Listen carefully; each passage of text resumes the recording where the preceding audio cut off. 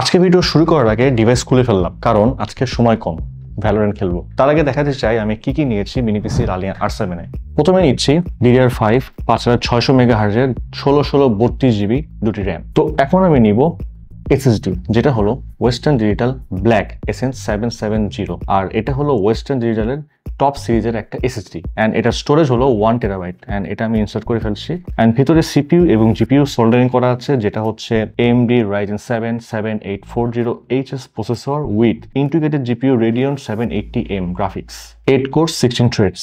এখন আমি এই স্পেক্স দিয়ে মিনি পিসি Alien R7 এ পারফরমেন্স টেস্ট করব, তাই ভ্যালোরেন্টের মতো পপুলার গেমসটি সিলেক্ট করেছি।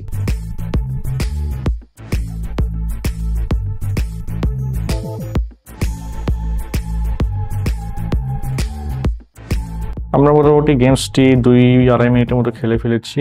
এখন পর্যন্ত আমরা কোনো ফ্রেম ড্রপ পাইনি গেমসের মধ্যে।